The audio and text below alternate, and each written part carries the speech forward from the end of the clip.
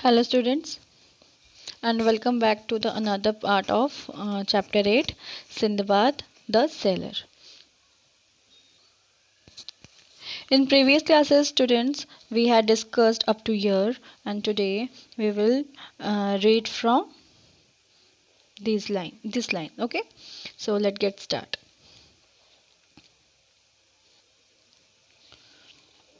All around us were humongous quantity of the most upmarket merchandise and good goods strewn across the rocks.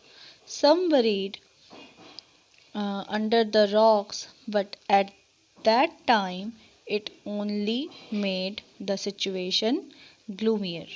Okay so जैसे कि मैंने previous videos में बताया कि Sinbad जो एक सेलर था वो किस तरह एक बैड वेदर में फंस जाने की वजह से, ख़राब मौसम में फंस जाने की वजह से क्या हुआ, अपनी जो है दिशा भटक जाता है, अपनी डायरेक्शन जो है वो भटक जाता है। उसके बाद उसको पता नहीं चलता है कि वो कहाँ पे है। उसके बाद कुछ देर बाद जो कैप्टन रहते हैं वो बताते हैं कि हम लोग समुद्र के बहुत ही डेंजरस जगह पे हैं। जैसे जैसे करके जो है वो एक माउंटेन में जो है उनको एक जगह मिलती है जहाँ पे कि वो उतर सके। तो इस तरह से जो उनको जो माउंटेन मिलती है, माउंटेन के नीचे जो है वो लोग इस तरह से अपना किनारे पे वो लोग अपने लिए मैनेज करते हैं रहने के लिए। ठीक है, उसके बाद जो है चीज़ें बहुत ही मतलब ख़राब हो गई। उनके पास कुछ भी नहीं था अपने साथ, कुछ वैल्यूएबल सामान, कुछ जो वैल्यूएबल थिंग्स मतलब बिलोंगिंग्स मतलब कुछ ही इम्पॉर्टेंट चीज़ें उनके पास थी, और मतलब थोड़ा बहुत खाने के सामान वगैरह हो गया कुछ ऐसा। ठीक है, और जो है कैप्टन कुछ जो है वो अनाउंसमेंट करता है। ओके, और क्योंकि वो लोग बहुत टायर्ड थे, बहुत हताश हो चुके थे, तो उनको बहुत ही मुश्किल से सब कुछ सुनाई पड़ रहा था कि कुछ इम्पॉर्टेंट अनाउंसमेंट जो है वो कैप्टन कर रहे हैं। ठीक है, तो उसके बाद फिर वो रियलाइज़ करता है कि अब जो है वापस जाना पॉसिबल नहीं था इस डेंजरस और इतने ख़राब जगह पे वो लोग थे कि वहाँ से अब वापस जाना पॉसिबल नहीं था। अब जो है सब कुछ जो है समय पे डिपेंड करता है कि वो किस तरह से एग्जिस्ट कर सके, सर्वाइव कर सके आगे के लिए। ठीक है, और वो सब जो है ये सब सोच के सिंदबाद जो है बहुत निराश हो रहा था, बहुत डिसहार्टेंड हो रहा था कि कहाँ तो हम निकले थे मतलब एक्सप्लोर करने के लिए, घूमने के लिए, और कहाँ अब जो है कुछ भी नहीं बचा सिवाय हम चुपचाप बैठ के मतलब सारी चीज़ें जो हो रही है वो देख सके। ठीक है, और जो जहाँ पे थे जहाँ पे वो लोग रुके थे वहाँ पे वो एक्सप्लेन कर रहे थे सिंदबाद कि कैसा है वो एक मतलब बिल्कुल अब उनका जो वर्ल्ड था वो अपने वर्ल्ड से बिल्कुल अलग हो चुके, मतलब अलग हो जा रहे थे जहाँ पे वो लोग रुके हुए थे। और जो है जो किनारा था पर्वत पथरीला जो किनारा था जिस पे वो लोग रुके हुए थे वो कैसा लग रहा था बिल्कुल भी कि वो कोई ग्रेवयार्ड हो, कोई कब्रिस्तान हो। हज़ारों बड़े बड़े शिप के लिए जैसे वो एक कब्रिस्तान जैसे वो लग रहा था। तो इस तरह से जो है सिंदबाद ने उस जगह की जो है एक्सप्लेन उसको डिस्क्राइब किया कि वो किस जगह पे रुके हुए हैं। उसके बाद वो बताते हैं, उस जगह के बारे में बता रहे हैं कि यहाँ पर क्या है, यहाँ पे बहुत बड़ी बड़ी जो है वो है बहुत सारी क्वांटिटी में जो है व्यापार के सामान हैं, मतलब व्यापार करने के लिए, मर्चेंटाइज मतलब व्यापार करने के लिए सामानें इधर उधर बिखरी पड़ी हुई हैं। ठीक है, स्ट्रू अक्रॉस द रॉक्स मतलब इधर उधर पहाड़ों पे सामानें पड़ी हुई हैं। ठीक है, कुछ तो जो है पहाड़ के अंदर मतलब पत्थरों के अंदर जो है वो बरीड हो चुकी है, वो दफन हो चुकी है। बरीड मतलब दफन होना। तो कुछ सामान हैं वो पत्थरों के नीचे दब चुकी है, दफन हो चुकी हैं। और ये सब चीज़ें जो है इधर उधर जो फैली हुई हैं, हज़ारों मतलब सामान, मर्चेंडाइज का सामान मतलब व्यापार करने के लिए जो सामान वगैरह है वो इधर उधर पड़ी हुई है, इधर उधर बिखरा हुआ पड़ा हुआ है। स्ट्रू मतलब क्या होता है? स्ट्रून मतलब होता है बिखरा हुआ पड़ा हुआ, ठीक है।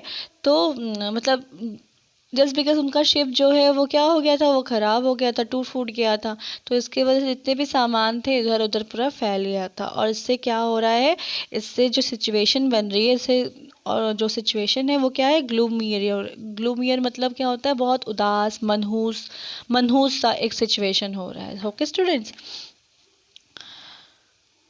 आई happen to notice a very strange thing, ठीक है। तब तक मैंने कुछ अजीब सा नोटिस किया। A river of fresh a river of clear fresh water which gushed out from the mountain। मतलब वो बोल रहे हैं, सिंदबाद बोल रहा है कि मैंने कुछ बहुत अजीब सा कुछ महसूस किया कि एक साफ पानी का, एकदम ताजे साफ पानी का एक जो रिवर था, नदी था, वो जो कि पहाड़ों से बह रहा था, पहाड़ों से नीचे मतलब निकल रहा था। Instead of flowing into the sea as rivers generally do, turned off sharply and flowed out of sight under a natural archway of rocks, ठीक है। तो चंद्रवाद जो है वो क्या बोलते हैं कि मैंने बहुत अजीब सी एक चीज़ नोटिस करी कि क्या नोटिस की उन्होंने कि एक नदी साफ, एकदम ताजे साफ पानी, मतलब साफ पानी से भरा हुआ नदी जो था वो क्या है, वो माउंटेन से निकल रहा था। और वो जनरली कहाँ पे जाके मिलना चाहिए, समुद्र में जाके मिलना चाहिए, ठीक है। पहाड़ों से निकली हुई एक फ्रेश नदी, ध्यान से सुनिएगा, पहाड़ों से निकली हुई एक फ्रेश नदी जो कि माउंटेन से निकल रही थी, और उसको कहाँ पे जाना था, सी में जाना था, जनरली यही होता है, ठीक है। और जबकि वो कहाँ पे, वो टर्न ऑफ शार्पली, वो उल्टी तरफ बह रही थी। वो नदी क्या थी, वो उल्टी तरफ बह रही थी, और वो कहाँ पे जा रही थी, and flowed out of site under a natural archway of rock.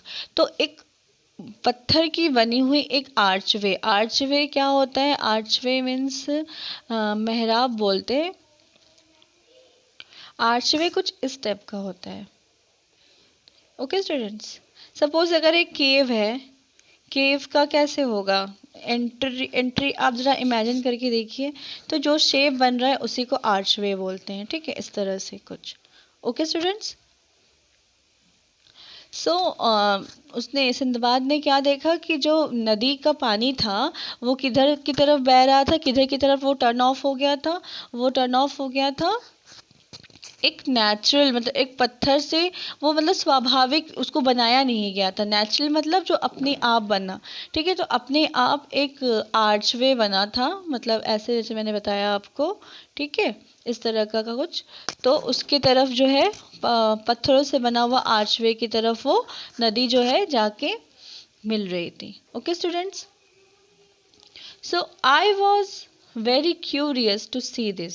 इसको देख के मैं बहुत क्या हुआ, क्यूरियस हो गया, बहुत हैरान हो गया, मतलब बहुत उत्सुकता भर गई मेरे में कि ये क्या हो रहा है, ठीक है। So I went closer to find out what was inside the cave. तो ऑब्वियसली इस टाइप का एक आर्चवे बन रहा है, तो ये क्या अंदर जैसे गुफा जैसे बन रहा है ना, केव मतलब गुफा। तो वही बोल रहे हैं कि मैं जो है इस चीज़ को देख के इतना मतलब उत्सुक हो गया था, इतना मतलब मैं एक्साइटेड, क्यूरियस मतलब होगा। सो क्यूरियस मतलब जैसे मैंने बताया कि मतलब बहुत हैरान कर देने वाला, मतलब ऐसा कि किस चीज़ के बारे में जानने का बहुत मन हुआ, ठीक है। तो मैं क्या वो बहुत इस चीज़ को देख के मैं बहुत हैरान हो गया, बहुत मुझ में जो है बहुत जिज्ञासा जाग गई। हाँ, और तो मैंने क्या किया, I went closer to find out what was inside the cave. तो मैंने क्या किया, मैं जो है जानने के लिए और उसके पास चला गया कि इस केव में जो इस केव की जो गुफा है उसके अंदर क्या है। The walls of the cave were thick with diamonds and rubies। तो जो वो केव था, वो गुफा था, वो क्या था, उसकी दीवारें जो थी वो हीरे और रूबीज, रूबीज मतलब क्या होता है, एक रेड कलर का जेम होता है। ठीक है, वो जेम क्या होता है, बहुत महंगा होता है। ठीक है, उसको माणिक्य बोलते हैं। ओके, सो क्या था कि आ, वो जो उसकी गुफा थी, वो गुफा क्या थी, वो गुफा हीरो से और माणिक से क्या थी, वो मतलब पूरी वो थिक उसमें लगी हुई थी। इमेजिन करिए, मतलब उसकी दीवारें, जो गुफा की दीवारें होंगी, उसमें पूरे हीरे और माणिक के जो थे, रूबीज, वो उसमें पूरे लगी हुई थी। ठीक है,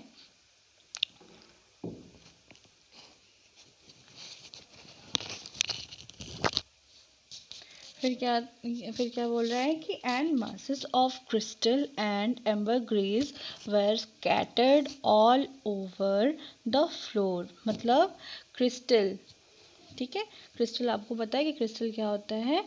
क्रिस्टल, बहुत सारे क्रिस्टल और एम्बरग्रीस एक तरह का क्या होता है, एक मोम जैसा एक मटेरियल होता है, और उसमें बहुत अच्छी स्मेल आती है। ठीक है, तो मोस्टली इसको परफ्यूम वगैरह बनाने के लिए या फिर कुछ क्रीम वगैरह बनाने के लिए इसका यूज़ किया जाता है। ठीक है, तो उसने देखा कि क्रिस्टल्स जो है और एम्बरग्रीस करके जो एक मटेरियल है, वो जो है ऑल ओवर द फ्लोर, मतलब सारे ज़मीन, गुफा के मतलब गुफा में जितना जितना भी ज़मीन था, सारे में क्या है, फैला हुआ पड़ा हुआ है। ठीक है, we could hardly do anything except think about what our fate had in store for us। मतलब ये सब, सपोज आप ही सोचिए कि अगर आपके साथ ऐसा कुछ हो जाए, तो क्या आपको पता ही नहीं है कि आप वैसी जगह से कब निकलेंगे, क्या खाएंगे, कब तक बचे रहेंगे, कब तक जिंदा रहेंगे, क्योंकि खाने पीने का वहाँ पे कोई सीन नहीं है, ना पेड़ है ना कुछ है, सिर्फ समुद्र का पानी भी हम क्या है, अप्रोप्रिएट नहीं होता है ड्रिंक करने के लिए। तो सिंदबाद वही बोल रहा है कि मतलब हमें पता ही नहीं था कि हम लोग कब तक सरवाइव करेंगे, कब तक हम लोग जिंदा रहेंगे। और ऐसे में क्या है, हमें एक ऐसा जो है गुफा मिलता है, ऐसा एक गुफा मिलता है जहाँ पे क्या है, बहुत सारे डायमंड्स हैं, और बहुत सारे, देखिए इस पिक्चर को भी देखिए ज़रा, तो बहुत सारे डायमंड्स हैं, बहुत सारे, मतलब डायमंड एंड जो रूबी की बात हो रही है, रूबीज़ की, ये क्या है, वर्ल्ड में सबसे महंगे जेम होते हैं। ठीक है, तो ऐसी चीज़ों से मतलब भरा हुआ गुफा उनको मिलता है, लेकिन क्या है ना, वो वहाँ से ये सब लेके जा सकते हैं ना, ये सब कुछ खा के वो जिंदा रह सकते हैं। तो वही वो बोल रहे हैं कि we could hardly do anything except think about what our fate had in store for us. मतलब अब हम कुछ कुछ और ही, मतलब हार्डली हम कुछ कर सकते हैं, मतलब हम मुश्किल से ही कुछ कर सकते हैं, सिवाय ये सोचने के कि हमारी किस्मत ने हमारे लिए क्या सोच रखा है, क्या हमारे लिए करने के लिए रखा हुआ है। For there was no possibility of climbing the mountain, and if a she did appear it could only have shared our ill fate. ठीक है, तो क्या बोल रहे हैं कि ऐसा भी नहीं है कि हम इसमें, यहाँ पे कोई पॉसिबिलिटी नहीं है कि हम पहाड़ को चढ़ पाएँ। ठीक है, और अगर कोई शिप मतलब दिख भी जाती है, तो वो क्या करेगी, सिर्फ हमारी जो बुरी किस्मत है उसी को साझा करेगी। मतलब वो एक ऐसा एरिया था जहाँ पे कि कोई दूसरा शिप नहीं आ सकता। अगर दूसरा शिप आएगा तो वो भी क्या होगा, वो भी फंस जाएगा और उसको वो भी रास्ता भटक जाएगा। तो वही बोलते हैं कि अगर यहाँ पे कोई दूसरी शिप हमें दिख भी गई, तो वो सिर्फ क्या होगी, वो हमारा जो बैड लक है, जो इल फेट है, इल फेट मतलब बुरी किस्मत, इल मतलब बुरी, इल खराब, या एक्चुअली इल मतलब बीमार होता है, और फेट मतलब क्या होता है, किस्मत। तो वो जो शिप रहेगी, वो भी हमारे यहाँ इधर आने के बाद क्या होगी, उसकी उसकी भी किस्मत खराब हो जाएगी। तो इससे क्या होगा, दोनों एक आपस में बुरी किस्मत को शेयर करेंगे। ओके स्टूडेंट्स, सो होप आपको ये जो है लाइन समझ में आई होगी. So just mark it down here and rest we will explain and discuss later on. Okay students.